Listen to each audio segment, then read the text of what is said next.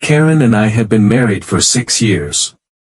Our life together was far from perfect, but I believed we had built something solid. She was my partner, my confidant, and the person I thought I would grow old with. That illusion shattered when I discovered her affair with someone we both trusted, our neighbor, Tom. Tom had moved into the house next door about a year earlier.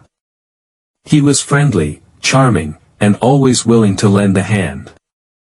At first, I appreciated having such a helpful neighbor. Karen seemed to get along with him, too, and they bonded over shared interests like gardening and home improvement. I thought nothing of it. Over time, however, I noticed Karen spending more and more time at Tom's house. She'd tell me she was helping him with renovations or discussing landscaping ideas. I didn't question it, I trusted her implicitly.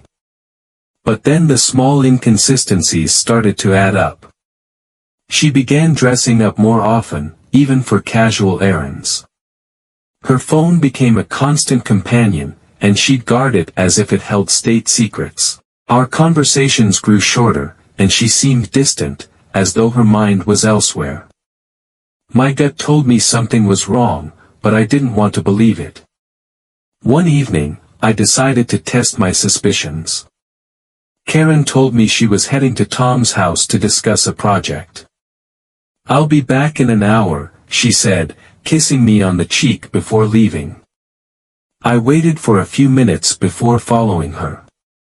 As I approached Tom's house, I saw the living room light glowing through the window. I peeked in, my heart pounding. What I saw confirmed my worst fears. Karen and Tom were sitting on the couch, her head resting on his shoulder. They looked comfortable, intimate, like a couple. I froze, unsure of what to do. Confronting them then and there felt impulsive, so I quietly walked back home, my mind racing. Over the next few days, I decided to gather evidence before making any accusations. I hired a private investigator, someone who could confirm what I feared without bias. The investigator's report was damning. He captured photos of Karen and Tom sharing stolen kisses, holding hands, and even sneaking off together during the day. The betrayal was undeniable. When I confronted Karen, I tried to remain calm, though my voice trembled with anger and hurt. I showed her the photos and asked her to explain. She broke down, tears streaming down her face. "I didn't mean for this to happen," she sobbed. "I felt neglected, and Tom was there for me." Her words stung, but they didn't justify her actions. Marriage isn't easy, but betrayal is never the solution. Despite her pleas for forgiveness, I knew I couldn't stay in a relationship built on broken trust. We divorced a few months later. The process was painful, but it allowed me to start anew.